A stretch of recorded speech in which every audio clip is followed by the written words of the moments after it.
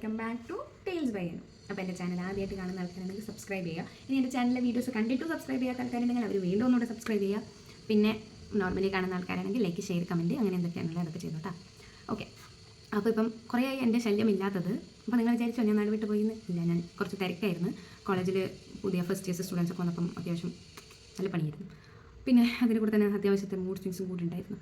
അതൊക്കെ കൊണ്ടാണ് വീഡിയോ ചെയ്യാൻ പറ്റാഞ്ഞത്. പിന്നെ ഞാൻ ഇപ്പം ഞായറാഴ്ചയല്ലേ, അപ്പോൾ സമയം കണ്ടെത്തി വീഡിയോ ചെയ്യണം. കാരണം വീഡിയോ ചെയ്യുമ്പോഴാണ് എനിക്ക് എൻ്റെ ഒരു ഇപ്പം ഈ ഒരു ബിസി സ്ട്രെസ്ഫുൾ ലൈഫിൽ എനിക്ക് സത്യം പറഞ്ഞ ഒരു ഹാപ്പിനെസ് കിട്ടുന്നത് ഞാനിങ്ങനെ വീഡിയോ ചെയ്യുമ്പോഴാണ്. കാരണം കറങ്ങാൻ പോകാൻ എനിക്കങ്ങനെ ഒറ്റക്ക് പോകാൻ അത്ര ഇഷ്ടമല്ല. അപ്പോൾ പിന്നെ ആരുമില്ല, അത് നടക്കില്ല.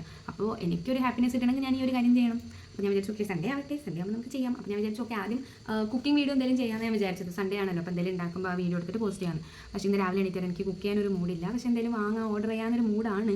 എനിക്കറിയാം നമ്മൾ ബാംഗ്ലൂർ പുറത്തുനിന്ന് ഫുഡ് കഴിക്കാൻ നിന്നാൽ പോക്കറ്റ് കീറുന്നു ഒരിക്കലല്ലേ എന്നൊക്കെ ആഗ്രഹമുണ്ട്. നോക്കട്ടെ, ചിലപ്പോൾ ഇനി മൂഡ് മാറിയാൽ ഞാൻ ചോറും എന്തെങ്കിലും ഉണ്ടാക്കും, അല്ലെങ്കിൽ നമുക്ക് എന്തെങ്കിലും ഓർഡർ ചെയ്യാം. ഓക്കെ, അപ്പം റീൽസ് കാണിയായിരുന്നു. അത് ഞാൻ റീൽസ് കണ്ടപ്പോൾ ഒരു റീൽസ് തന്നെ സ്ട്രൈക്ക് ചെയ്തു. അവരുടെ ഏജ് 24 ആ ഒരു റേഞ്ച് തന്നെയായിരുന്നു. കാരണം സെയിം ഏജ് ആകുമ്പോൾ നമുക്കൊന്നുകൂടെ സ്ട്രൈക്ക് ചെയ്തു. ആ വീഡിയോ കണ്ടപ്പോൾ ഞാൻ വിചാരിച്ചു ഓക്കെ, ഞാൻ മുന്നേ ഇത് പറയണമെന്ന് വിചാരിച്ചിരുന്നു ഈ ഒരു കാര്യം നിങ്ങളോട് എല്ലാവരോടും. ഇത് കാണുന്ന തന്നെ അടുത്തറിയുന്ന കുറച്ച് ആർക്കെങ്കിലും ഉപകാരം ആയിക്കോട്ടെ എന്ന് വെച്ചിട്ട്. പക്ഷേ ഞാൻ എന്തൊക്കെയോ കാരണം കൂടെ ചെയ്തിട്ടില്ല. പിന്നെ ആ റീലും കൂടെ കണ്ടപ്പം ഞാൻ വിചാരിച്ചു ഓക്കെ എന്തായാലും ചെയ്യാം. Maybe universe gives a signal, right time to do this video. Maybe okay.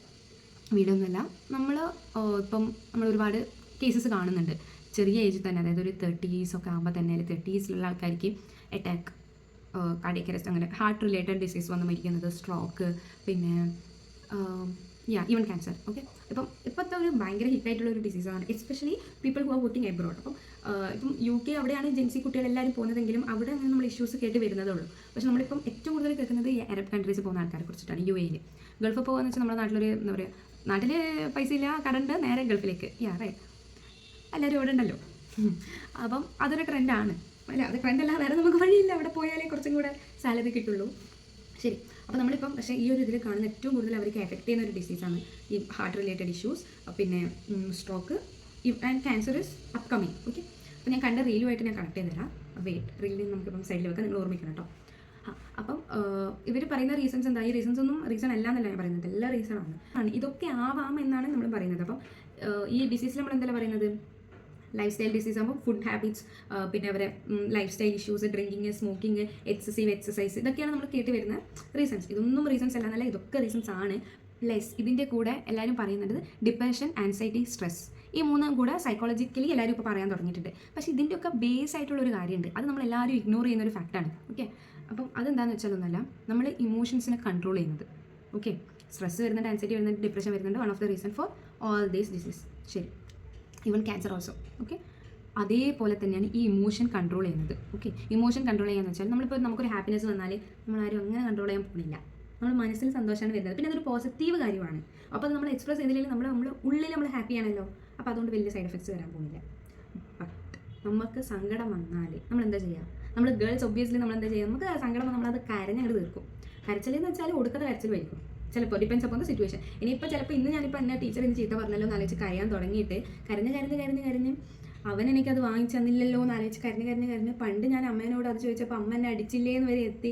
അങ്ങനെ ആലോചിച്ച് പണ്ട് അച്ഛൻ എന്നെ ഗുരുവായൂരമ്മ കൊണ്ടുപോയില്ലല്ലോ എന്നൊക്കെ ചിന്തിച്ച് നമ്മളങ്ങനെ കാട് കയറി ചിന്തിച്ചിട്ടാണ് നമ്മൾ ഗേൾസ് കരയുക. നമ്മൾ ഗേൾസ് ഒരിക്കലും ഒരു കാരണത്തിനല്ല കരയുന്നത്, ഒരു സങ്കടത്തിനല്ല കരയുന്നത്. കരഞ്ഞ് നമ്മൾ എന്തിനാണ് നമ്മളോട് കരയുന്നേക്കുമ്പോൾ നമ്മൾ ഒരുപാട് കാരണങ്ങൾ കൊണ്ടാണ് കരയുന്നത്. ഓക്കെ, നമ്മൾ അത് റീകളക്ട് ചെയ്യും. നമ്മൾ വിഷമം വരുമ്പോഴാണ് നമ്മൾ പഴയ കാര്യങ്ങളൊക്കെ റീകളക്ട് ചെയ്യും, കരയും. അത് നമ്മുടെ ഗേൾസിൻ്റെ ഒരു സൈക്കോളജി. പക്ഷേ നമ്മുടെ നമ്മൾ ആമ്പിളേരെ എങ്ങനെയാണ് വളർത്തുന്നത്? എടാ, നീ എന്തിനാ കരയുന്നത്? പെമ്പിളേരെ പോലെ കരയാൻ പാടില്ല, നീ സ്ട്രോങ് ആണ്, നീ കരയുന്നത് എന്തിനാ? അയ്യേ ആമ്പിളേര് കരിയോ? ഇങ്ങനെയുള്ള ടാഗ് ലൈൻ കൊടുത്തിട്ടാണ് നമ്മുടെ ആമ്പിളേരെ വളർത്തുക. ഓക്കെ, അവർ കരയാൻ പാടില്ല, അവർ സ്ട്രോങ് ആണ്. കരഞ്ഞാൽ അവർ പെമ്പിളേരെ അവരെന്തായി ചെറുതിലെ ഓക്കെ ഞാൻ കരയാൻ പാടില്ല, ഞാൻ എൻ്റെ ഇമോഷൻസ് എക്സ്പ്രസ് ചെയ്യരുത്, ഇങ്ങനെയുള്ള വിഷമങ്ങൾ വന്നാലും ഞാനത് എൻ്റെ ഉള്ളിൽ ഒതുക്കണം, ഞാൻ ഭയങ്കര സ്ട്രോങ് ആണ്. അതാണ് നമ്മൾ അവരെ ഇൻബിൽറ്റ് ചെയ്ത് കൊടുക്കുന്നത്. ഇതേ സാധനം എടുത്ത് അവർ പോകും. അപ്പോൾ നിങ്ങൾ വിചാരിക്കും കുറച്ച് ബോധം വന്നാൽ എന്താ മാറ്റി ചിന്തിച്ചുകൂടെ? പറ്റില്ല.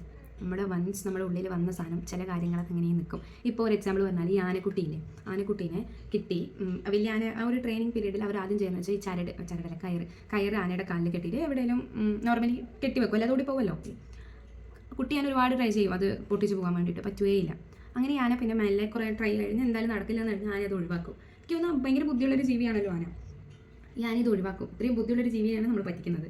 എന്നിട്ട് ആന ഇത് ഒഴിവാക്കി ആന വലുതായി കഴിഞ്ഞാൽ പിന്നെ ആനയുടെ കാലിൽ നമ്മൾ ചങ്ങലയോ കയറോ എന്തെങ്കിലും ഇട്ടാൽ ആന അത് പൊട്ടിക്കാൻ ചിലപ്പോൾ ആനയ്ക്ക് പറ്റും. ഇപ്പോഴത്തെ വലിയൊരു ആനേൻ്റെ സ്ട്രെങ്ത് വെച്ചിട്ട്. പക്ഷെ ആന അത് ട്രൈ ചെയ്യില്ല. കാരണം എന്താ, ആനക്കറിയാം നമ്മൾ ട്രൈ ചെയ്തിട്ട് കാര്യമില്ല. ആ ഒരു പാസ്റ്റ് എക്സ്പീരിയൻസ് ആണ് ഇപ്പോഴും പോകുന്നത്.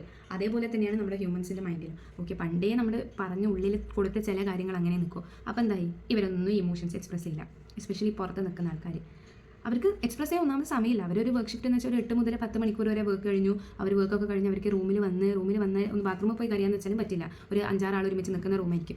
ഒരു മണിക്കൂർ ബാത്റൂമിൽ കയറിയിരിക്കാൻ പറ്റില്ല. ആൾക്കാർക്ക് പോകണം. പിന്നെ അവർക്ക് ഉറങ്ങാനും അങ്ങനെയൊക്കെ പറ്റുന്നില്ല. പിന്നെ വെച്ചാൽ ഉള്ള സമയം അവർക്ക് വീട്ടിൽ വിളിക്കണം. ഈ വീട്ടിൽ വിളിക്കുമ്പോൾ തന്നെ ഈ വിഷമങ്ങൾ പറയേണ്ട, അവരെയും കൂടെ വിഷമാക്കേണ്ടെന്ന് വെച്ചിട്ട് പറയില്ല. അവർ ഒറ്റയ്ക്ക് നിൽക്കുന്ന ഒരു ആൾക്കാരെ എന്തൊക്കെ അനുഭവിക്കും നമുക്ക് പറയാൻ പറ്റില്ല. ചില ദിവസം നമ്മൾ ഒരുപാട് വീട് മിസ് ചെയ്യും, വീട്ടുകാരെ മിസ് ചെയ്യും. ചിലപ്പോൾ നമ്മൾ വീട്ടുകാരെ ഇരിക്കില്ല, നമ്മുടെ വീട്, നമ്മുടെ റൂം, നമ്മുടെ ബെഡും ആയിരിക്കും മിസ് ചെയ്യുക. ഒന്നും അവിടെ കിടക്കാൻ തോന്നും. അങ്ങനെ ഒരുപാട് ഇഷ്യൂസ് ഉണ്ടാവാം. പിന്നെ ജോബിൻ്റെ സ്ഥലത്ത് നമുക്ക് ഒബ്വിയസ്ലി സ്ട്രെസ് ഉണ്ടാവും. പിന്നെ വേറെ ഫിനാൻഷ്യൽ ഇഷ്യൂസ് ഉള്ളതുകൊണ്ടാണ് ഈ ഒരു വ്യക്തി അവിടെ പോയി കഷ്ടപ്പെടുന്നതും. അപ്പം പിന്നെ അവരുടെ ഫാമിലി, അങ്ങനെ പല ഇഷ്യൂസും ഒരാൾക്ക് ഉണ്ടാവാം.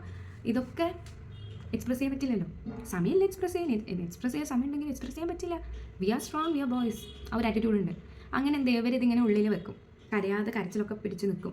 അങ്ങനെ കരച്ചിൽ പിടിച്ച് നിന്നിട്ടാണ് ഈ സ്ട്രെസ്സായാലും ആൻസൈറ്റിയിലും ഡിപ്രഷനിലേക്കും പോകുന്നത്. ഇനി അങ്ങനെ ഒന്നും പിടിച്ച് നിന്നിട്ടില്ലെങ്കിലും ഈ നമ്മളിങ്ങനെ ഇമോഷൻസ് ഇങ്ങനെ കൺട്രോൾ ചെയ്ത് നമ്മുടെ ശരീരത്തോടെ ഏറ്റവും വലിയൊരു ബാഡായിട്ടാണ്. ഇൻറ്റേർണൽ ഡാമേജ് കോസ് ചെയ്യാൻ ഇനി വേറെ ഒന്നും നിങ്ങൾ ചെയ്യേണ്ട.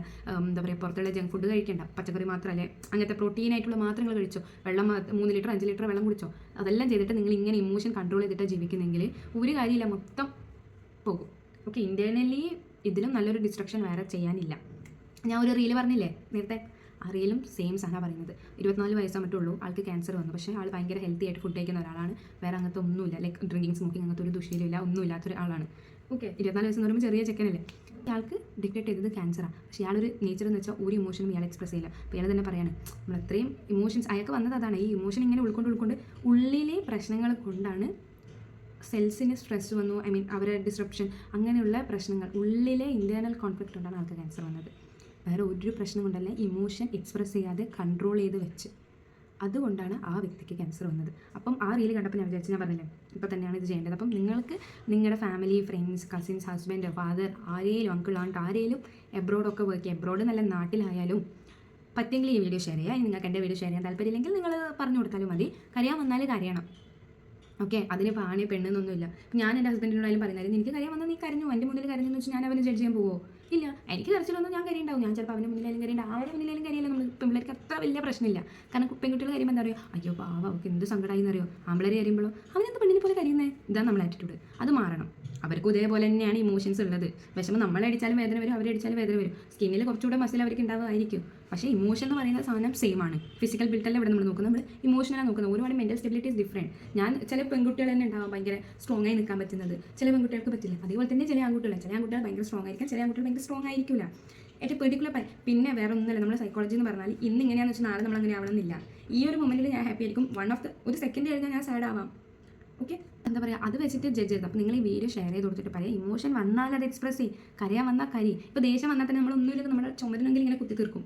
സന്തോഷം വന്നാലും ഓക്കെ, അതും അങ്ങനെ പോകും, ചേച്ചിട്ടോ പറഞ്ഞിട്ടോ ഷെയർ ചെയ്തിട്ടോ പോകും. പക്ഷെ നമ്മൾ സങ്കടം വന്നാൽ എന്തിനാ ഇവർ ഷെയർ ചെയ്യാതെ നിൽക്കുന്നത്? നമ്മളോട് ആരോടെങ്കിലും കംഫർട്ടായിട്ട് കരയാൻ തോന്നുന്ന ഒരാൾ, വൈഫാവാം, അമ്മയാവാം, സിസ്റ്റർ ആവാം, കസിൻസ് ആവാം, ഫ്രണ്ട്സ് ആവാം, ആരും ആയിക്കോട്ടെ, കരയാൻ വന്നാൽ കരഞ്ഞങ്ങോട്ട് തീർക്ക്. ഫിനാൻഷ്യലി ഇഷ്യൂ ഉണ്ട്, എനിക്കൊന്നും പറ്റണില്ല, അതങ്ങോട്ട്, എടാ എനിക്കൊന്നും പറ്റണില്ല, എനിക്ക് എന്താ ചെയ്യാൻ അറിയില്ലെന്ന് പറഞ്ഞ് കരഞ്ഞു നോക്ക്. ഒന്നും സംഭവിക്കാൻ പോകുന്നില്ല കരഞ്ഞു കഴിഞ്ഞാൽ.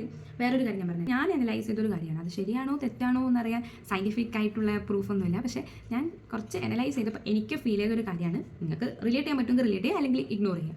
ഈ മരിച്ച വീട്ടിൽ ഹിന്ദു കേരള റിലീജിയൻ വെച്ചിട്ട് കുറച്ച് കഴിഞ്ഞാൽ ബോഡി വെച്ച് കുറച്ച് കഴിഞ്ഞാൽ പിന്നെ കത്തിക്കാൻ വീട്ടിൽ നിന്ന് കൊണ്ടുപോകും, വീട്ടിൽ നിന്ന് പുറത്തേക്ക് പോകുമല്ലോ. അപ്പോൾ നമ്മൾ മരിച്ചെന്ന് അറിയുന്ന തൊട്ട് ഈ ഒരു ബോഡി വീട്ടിൽ കൊണ്ടുപോകുന്നതിന് മുന്നേ വരെ ഭയങ്കര കരച്ചിലായിരിക്കും.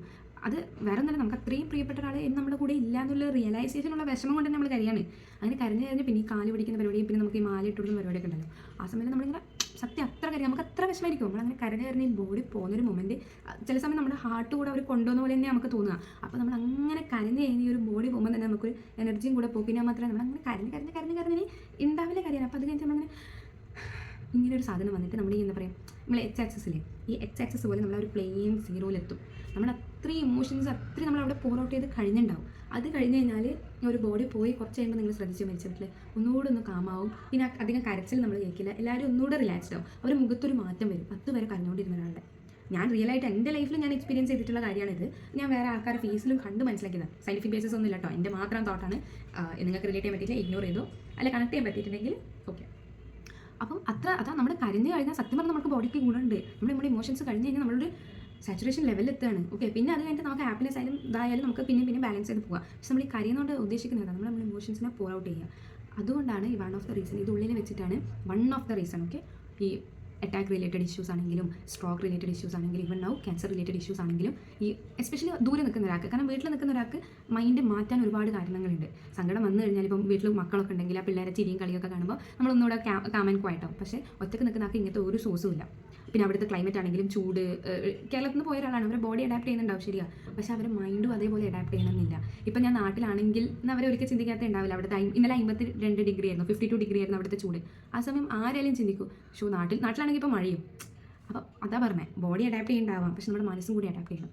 ഓക്കെ, അവർക്ക് ആ ഇമോഷൻ പോർ ഔട്ട് ചെയ്യാൻ വേറൊരു ടൈമൊന്നുമില്ല. അപ്പോൾ നിങ്ങൾ എന്താ ചെയ്യേണ്ടതെന്ന് വെച്ചാൽ മാക്സിമം ഷെയർ ചെയ്തിട്ട് പറയുക, എല്ലാ ഇമോഷനും ഷെയർ ചെയ്യണം. കരയാൻ വന്നാൽ കരയണം. Nobody is going to judge you based on that. കരഞ്ഞത് കൊണ്ട് ജഡ്ജ് ചെയ്യണമെങ്കിൽ ഒരു ജഡ്ജ് ചെയ്തോട്ടെ, കുഴപ്പമില്ല. നിങ്ങളെ ഹെൽത്താണ് നമുക്ക് ഇമ്പോർട്ടൻറ്റ്, റൈറ്റ്? ഞാൻ കരഞ്ഞെന്ന് വെച്ചിട്ട് വേറൊരാളെന്നെ ജഡ്ജ് ചെയ്താലും ഞാൻ എൻ്റെ ഹെൽത്ത് നോക്കണ്ടല്ലോ. ഇൻറ്റേർണലി ഞാൻ ഡാമേജ് വരുത്തുന്നില്ല. അപ്പം മാക്സിമം ഷെയർ ചെയ്യുക. ആരും ആയിക്കോട്ടെ, നിങ്ങളുടെ അറിയുന്ന ആരോടാണെങ്കിലും ഇൻഫർമേഷൻ പറയുക. ഇമോഷൻസ് കൺട്രോൾ ചെയ്യാതെ ഇമോഷൻസ് എക്സ്പ്രസ് ചെയ്യുക. ഓക്കെ, മാക്സിമം എക്സ്പ്രസ് ചെയ്യുക. എന്തോ ഇമോഷൻ ആയിക്കോട്ടെ അത് എക്സ്പ്രസ്. ഇനി ദേഷ്യം വന്നിട്ട് ചീത്ത വിളിക്കണം എന്നല്ല കേട്ടോ, ദേഷ്യം നമുക്ക് കൺട്രോൾ ചെയ്യാൻ പറ്റും. ദേഷ്യം നമുക്ക് കൺട്രോൾ ചെയ്യാൻ ഒരുപാട് ടെക്നിക്സ് ഉണ്ട്. ഓക്കെ, വിഷമം കൺട്രോൾ ചെയ്യുന്ന ഒരു സൊല്യൂഷനെ കരഞ്ഞ് തീർക്കുക. അപ്പോൾ വിഷമം വന്നാൽ കരഞ്ഞ് തീർക്കുക. ഇമോഷൻസ് ഒരിക്കലും കൺട്രോൾ ചെയ്യാതിരിക്കുക. കംഫർട്ടായിട്ട് തോന്നുന്ന ആരോടെങ്കിലും എക്സ്പ്രസ് ചെയ്തിട്ട് അത് തീർക്കുക.